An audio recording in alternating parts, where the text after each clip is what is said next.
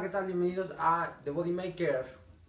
Y en este episodio hablaré acerca de cómo se desarrolla la ganancia muscular, cómo ustedes pueden ganar musculatura, cuál es el fin, bueno, en qué principio se basa a nivel fisiológico para que el cuerpo pueda adaptarse a este hecho y pueda desarrollar musculatura. Y también para explicar de por qué hice los videos anteriores, ¿no? Entonces, primer punto, la explicación que daba anteriormente es acerca del uso de proteínas como suplemento o las grandes ingestas proteicas por parte de la alimentación. Prácticamente yo les explicaba el por qué este hecho no tenía realmente ninguna relevancia en la ganancia muscular, ¿sí? Primero que nada, pues desde el punto de vista de la funcionalidad de este nutriente, pues ya vimos que este nutriente no está diseñado, ¿no? O no se creó naturalmente, por así decirlo, de ocurrencia natural, no está diseñado con el propósito de desarrollar la masa muscular, ¿sí? Y ni de contribuir a su incremento ni nada. Que es un pilar, es decir, que es un elemento necesario, no significa que es el elemento principal, a eso me quiero referir.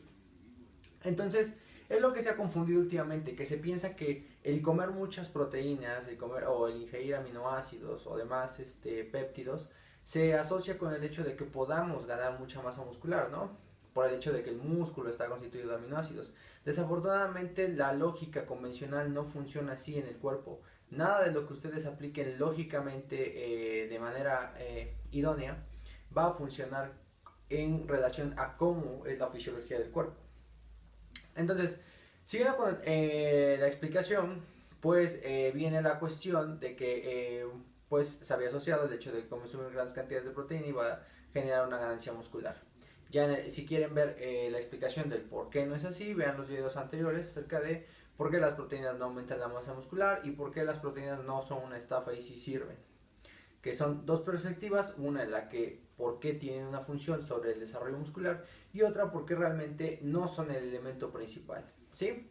Entonces, partiendo de esos puntos que ya había explicado anteriormente, vamos a hablar de cómo se genera la ganancia muscular. Primero que nada es el daño muscular. El daño se genera por dos factores: tensión mecánica, que está relacionado mucho con el peso que uno realice en las actividades físicas, ya sean diarias o en un entrenamiento, en el gimnasio obviamente, ¿no? Y combinado con periodos de exposición. Estos periodos de exposición son los periodos de mantenimiento de esta tensión mecánica. Entonces, mientras una persona tenga una carga mediana con un periodo de exposición pues más o menos prolongado, antes de lograr un cierto nivel de fatiga, pues va a generar una lesión, más si esto es repetitivo, ¿sí? Es es el hecho de que sea continuo, ¿no? Progresista en este caso, ¿no? Entonces, por ejemplo, es porque el entrenamiento funciona para la ganancia muscular, porque uno tiene una tensión mecánica, que en este caso pueden ser 10, 15, 20 kilos. Por el otro lado tenemos el tiempo de exposición, que viene siendo el tiempo del recorrido, el tiempo del rango de movimiento, y finalmente vendría siendo la situación de la continuidad, es decir, la repetición continua que se tiene en, por ejemplo, en lo que llamamos nosotros como series o sets, ¿no? Es por eso.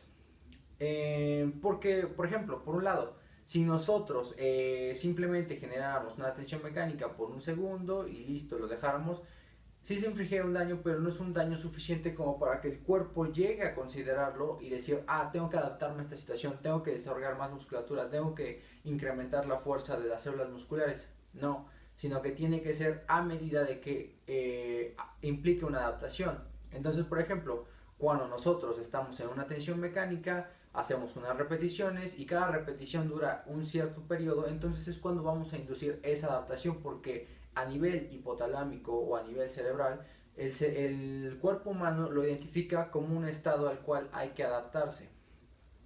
Hay que adaptarse porque lo vamos a hacer continuamente, y eso funciona más cuando uno asiste regularmente al gimnasio.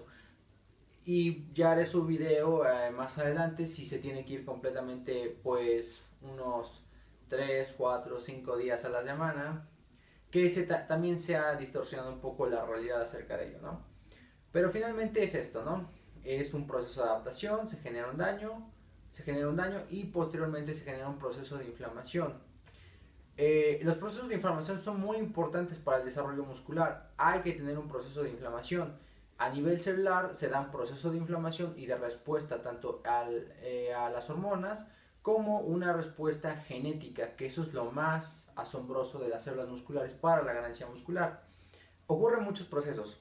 Uno es la hipertrofia, otro es la hiperplasia, otro es el reclutamiento celular y otro es, el cuarto punto, por así decirlo, es la diferenciación celular. Nosotros tenemos células precursoras que se van a diferenciar para volverse células musculares y ser células funcionales para nuestro entrenamiento, células que por adaptación vamos a desarrollar, ¿sí? Por eso es que hay un incremento de fuerza, por eso es que hay un incremento también del tamaño de las células musculares. Entonces, vamos al punto de la inflamación.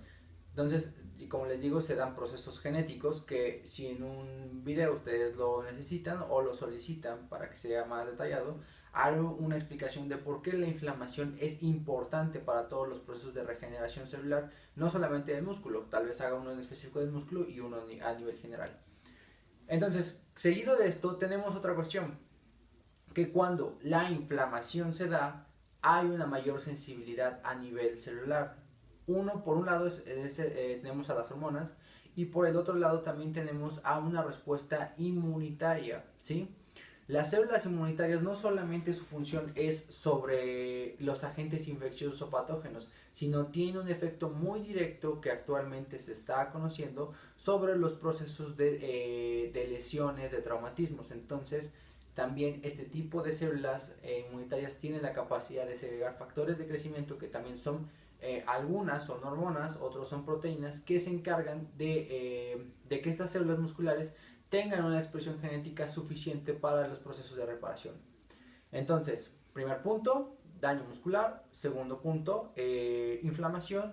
Y tercer punto, iríamos con el proceso de regeneración, ¿no? Entonces, el proceso de regeneración implica que se tenga que leer prácticamente todo nuestro ADN, todo nuestro código genético, para inducir la expresión de los genes involucrados para sintetizar proteínas en relación a la regeneración muscular. Por ejemplo, es decir, como se los había propuesto en anteriores videos, si nosotros tenemos una lesión muscular, nosotros vamos a requerir, en este caso, que se lea toda nuestra genética.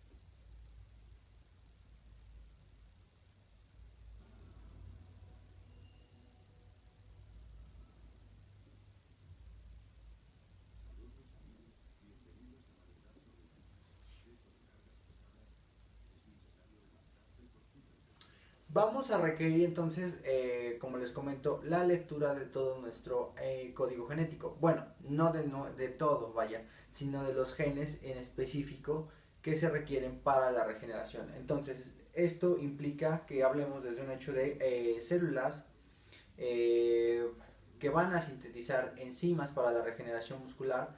Vamos a hablar también del hecho de que se tienen que sintetizar nuevamente las proteínas de la membrana muscular para reformarse.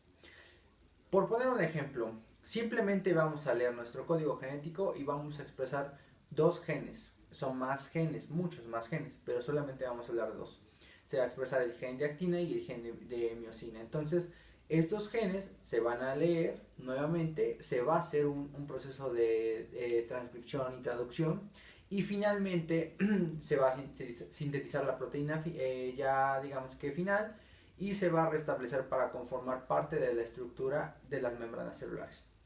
Entonces, cuando hay ese proceso de adaptación y como el cuerpo está en una expectativa de la posibilidad de un daño nuevamente, porque él lo identifica como que va a ser algo que puede volver a ocurrir, entonces lo que va a hacer el cuerpo inmediatamente es sintetizar más cantidad, ¿sí? Más cantidad para estar a la expectativa de que vuelva a suceder. Entonces se sintetiza más cantidad de las membranas musculares de este tipo de proteínas, ¿sí? Se va a sintetizar más actina, más miosina y se van a engrosar los filamentos también. Eso no es inducido por más que nada, no es inducido por los procesos genéticos, es más que nada inducido a nivel celular y a nivel hipotalámico, que sabe el cuerpo humano establecer e identificar patrones. Entonces, este es un patrón, esto va a ser algo continuo y puede volver a suceder. Entonces, vamos a estar adaptados para que no nos vuelva a pasar ese daño. Entonces, la próxima vez que tú vas al gimnasio, después recuperado de que has estado embarado y te has lesionado los primeros días, vas a tener un incremento drástico tanto en la masa muscular como en la fuerza. En los primeros 3 a 6 meses varía según el individuo. Una vez que haya sucedido ese proceso o en el inter de ese proceso, ¿qué sucede?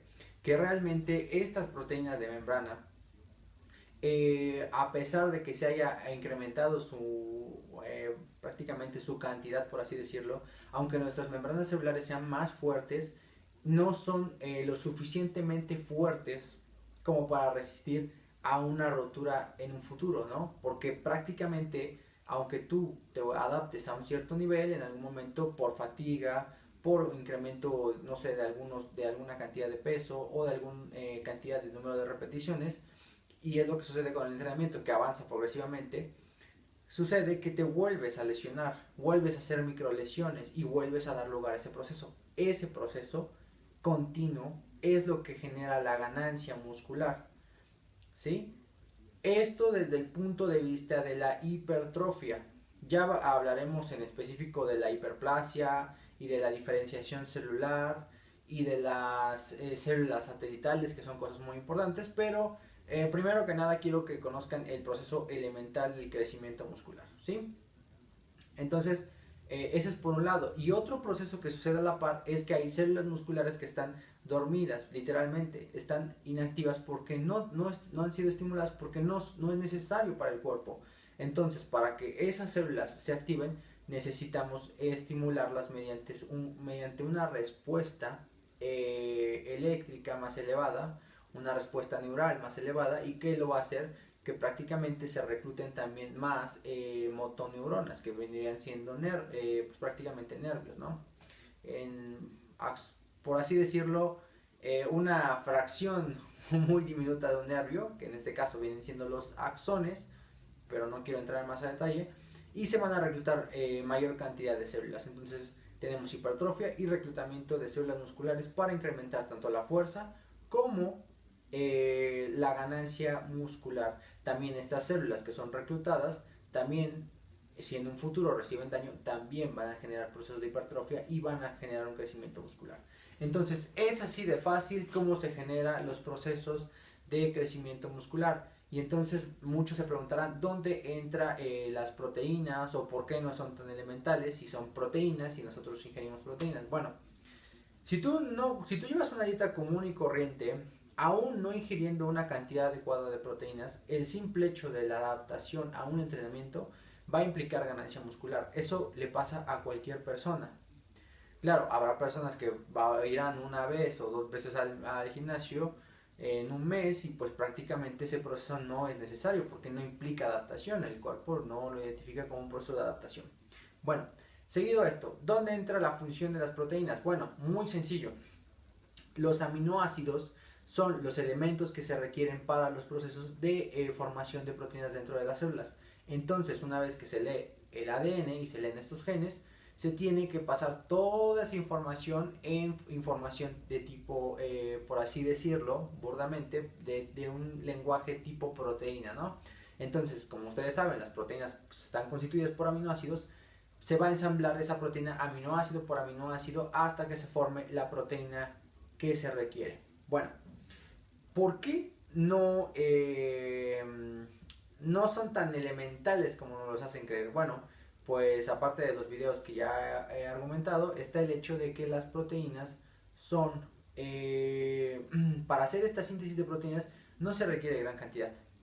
Inicialmente no se requiere y posteriormente tampoco, porque las ganancias musculares son, como lo he dicho, muy progresivas. No se requieren grandes cantidades para estas ganancias musculares. Y ya haré un video acerca del mito sobre el catabolismo y de que tienes que comer cada hora, cada tiempo seguido y demás cuestiones, y de grandes cantidades de proteínas, porque si no pierdes la masa muscular, pues también no sucede así en el cuerpo. Como le cuesta mucho ganar la masa muscular a una persona, también le cuesta mucho perderla, siempre y cuando esa persona haya tenido esa masa muscular elevada por bastante tiempo. ¿Por qué? Porque es algo que el cuerpo denota, nuevamente lo vuelvo a repetir, como un proceso de adaptación requerido y elemental para la supervivencia.